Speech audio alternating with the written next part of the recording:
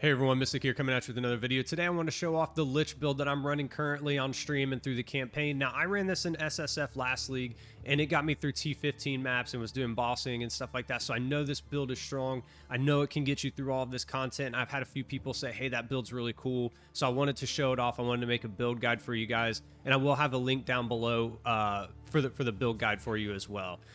So kind of to explain the build, what we're doing is we're doing a ton of chaos damage. To clear, you're going to throw out Essence Strain, then Contagion, and the best way to do it is either to pack a bunch of enemies really close together or kind of get a little pack and start spreading it to other packs as you move. You want to make sure that you're casting it on enemies that are fast, that'll follow you, so it just spreads over to the next pack. But if you can group a bunch of them together, it's really going to do a lot of damage. It's really fun to watch it just kind of spread out and take out the whole entire pack as everything turns purple and dies. It's really, really cool. So that's the main clear, right? Essence Strain, Contagion. That's it. Super easy. 2 spells. You move on. For bossing, it is a little bit different. For bossing, we want to do a lot of damage, and since Essence Strain and Contagion can kind of take a while to work down the boss, this really helps. And you throw down your Sigil of Power, then you'll cast your spells with that chiming staff. So like Despair, or if you have any other spells that you want to throw in there, you'll cast those with your chiming staff. Then after that, you'll hit them with your Essence Strain and your Contagion, and then you'll throw out Dark Effigies, which really help just melt the bosses. It's not super fast, but it is quick enough. And you might just have to evade out of attacks and stuff like that, but it's really not that big of a deal. But to get into the skills, we're running Chaos Bolt. It's just given to us by Withered Wand. It's not like you need to use this at all. Early on in the campaign, you will use this until you get Essence Strain and Contagion online. But in the beginning, it takes just a couple seconds once you cast these to hit them with Chaos Bolt and they go away. Then we have Sigil of Power, which is on our weapon set 2. I don't put anything on this. I just don't feel like I need to. I could, but really we don't need to. But feel free to put more things in here, especially things that are going to affect our curses, because that's what we're casting with these. It would probably be a good idea. I just haven't done it yet. I haven't played around with the Sigil of Power yet. I didn't run this last league. This is the first time I'm doing it, so I'm just kind of leaving it alone so I can dive deep into it. Then we come down, we have our Contagion. We're running Magnified Area, Rapid Casting, and Unleash. And this is the exact order that I put the skill gems in. So this is really, what you may want to follow. You could, of course, change it up however you want to run it. With Essence Strain, we have Chain, Swift Affliction, and Considered Casting. Then we have our Withering Presence with Clarity and Prolonged Duration. Then we have Dark Effigy with Concentrated Area, Overabundance, and Poison. Poison's really good too. It helps you eliminate bosses faster. It also gives us a little bit of damage boost as well. Despair with Heightened Curse, Focus Curse, and then Efficiency. And then Convalescence with Second Wind. Convalescence is really nice because when our energy shield is down, it's a really nice buff to be able to get our energy shield back really fastly. There you go. That's a good word. Really fast. So if we're taking too much damage in a boss fight, you can use Convalescence and it'll bring your energy shield back. It's not affected by damage or anything like that. It will continue to recharge. To get into the gear, this is one of the best things about this build. It's not necessarily gear dependent in the beginning, and you don't need great gear to make this build work. You don't. You can have very average gear, and this build will still work. It will still work really well. Here I have some, I would consider maybe average or slightly above average gear, but up until Act 4, I never had great gear. So this build is very easy to get online, and it won't cost you a whole lot if you want to buy it. And you don't even really need to, because you'll just find the gear on the ground as it is. But to get into it, so we're running a Withered Wand. You could run an Attuned Wand too. That's probably going to be the better option. The Attuned seem to be a little bit better than the Withereds, but this is just what I'm running. On this, you're going to be looking for like spell damage, chaos damage, cast speed, level of all chaos spells. Those are going to be what you're looking for there. On our helmets, you're going to be looking for energy shields, max life, anything to do with your resistances or mana is going to be really good. On our focus, again, energy shield plus level to all spells, intelligence, resistances, anything like that is really what you're going to be looking for. On our amulets, Spirit is very, very good. Cast speed, plus level to all spells, things like that is what you're going to be going for here. I'm running Pearl Rings on both sides because we get increased cast speed, which is really nice. It helps you do more damage faster. It allows you to cast out your curses quicker, which will help keep enemies off of you if you feel like you're getting swarmed. That way you can melt them.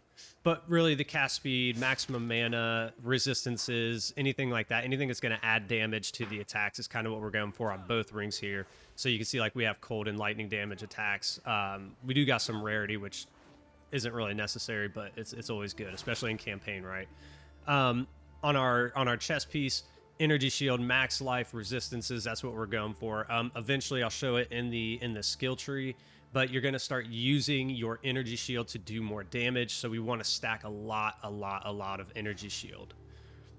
Gloves, same thing, resistances, energy shield, that's really what we're going for. Belt, resistances, really going for resistances here. I don't even have a very good one, but you know. Boots, the main thing for me in campaign, movement speed.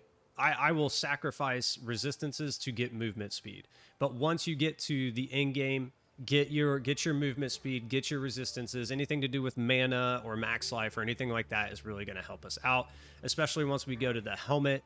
The helmet is at Series Disdain, which converts a certain percentage of our health to energy shield. So it'll say like 20% of your max life is also energy shield, right? So you want to really get a lot of energy shield.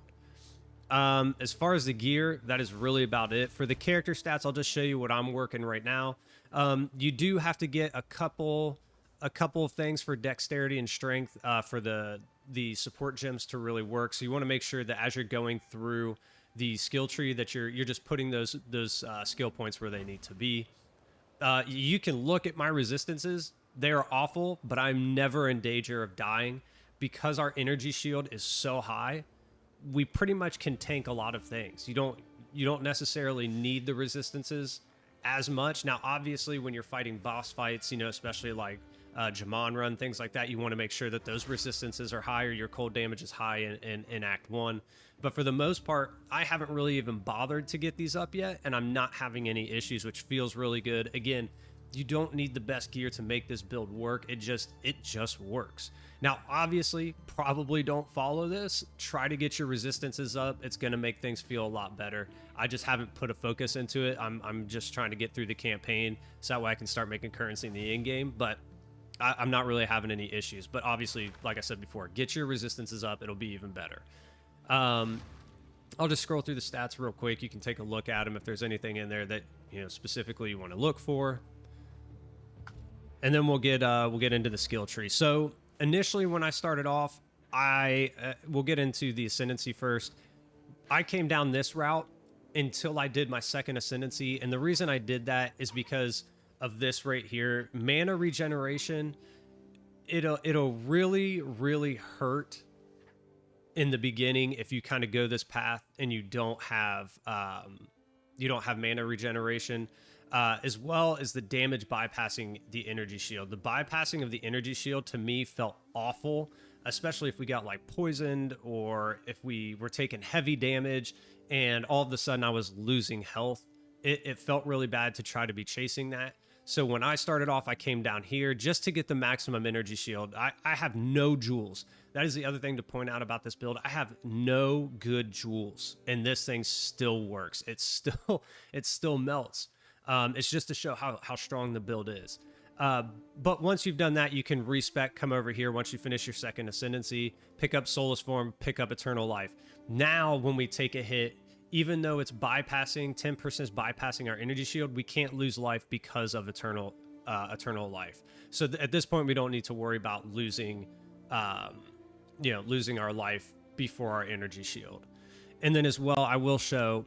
So this helmet, you can get it for really, really cheap. I think I bought this for like an Exile or something like that. This is really nice. What you can do is you can take this helmet. If you do lose life now and your energy shield recharges and your life is really, really low, you can take this helmet, put it on for a second, heal, and then re-put your helmet back on. That way your health always stays up. I did forget to mention that, but that helmet is really useful. The last thing you want to do is be at like 20 health, lose all of your energy shield, and then you die, right? So that helmet allows us to heal ourselves in the maps or during boss fights and keep going. To go up through the skill tree here, I mean, it's all pretty standard. There's really nothing too crazy to start. You could actually end up going this way if you really wanted to, instead of coming for spell damage and things like that. I just like the spell damage. It feels a little better. But mainly what we're looking for is energy shield stuff, cast speed stuff, chaos like I said, chaos energy shield, cast speed kind of deals is what we're looking for. And that's what you can see here.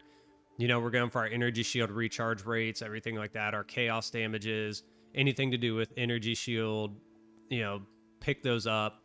We got some more spell damages going on here, more chaos damage. And like I said, you know, you just kind of want to make sure that as you're going through, you're allocating the right attribute points as you go, because some of those support gems do require dexterity and strength. So you do have to find a way to work those in. This is the only jewel I have.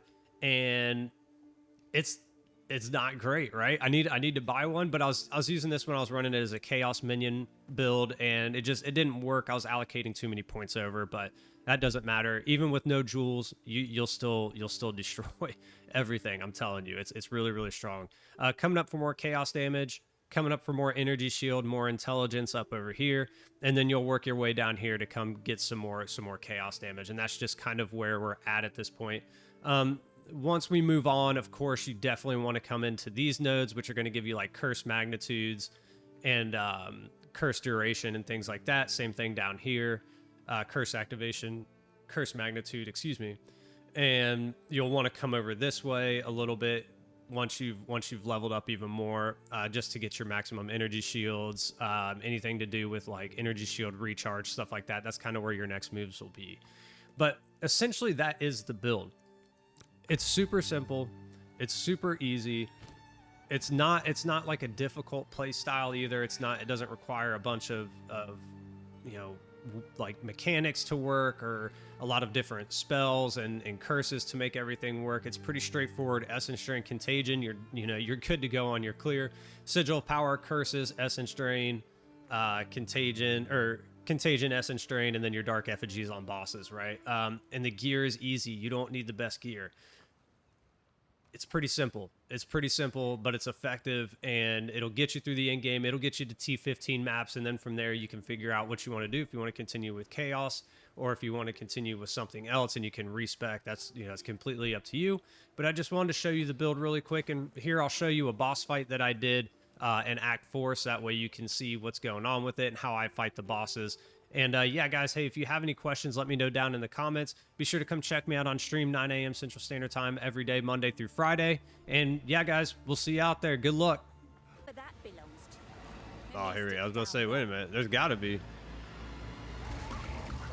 Let's see how this goes.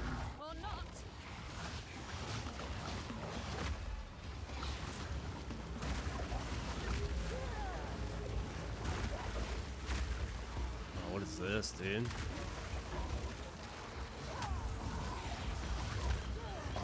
Oh god, dude. Took all my shield.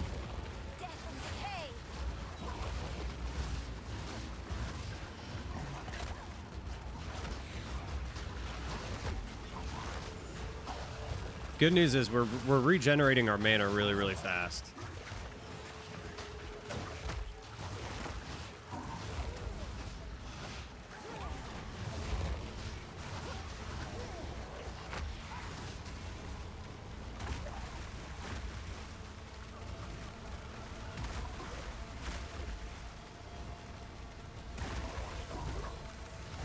Oops, push the wrong button.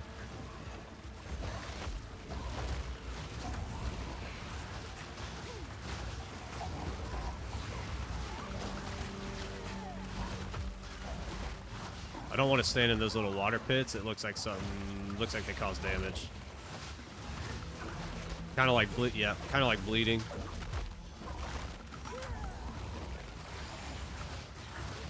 Oh yeah, this is nice. This is nice with the mana regen. This feels a lot better.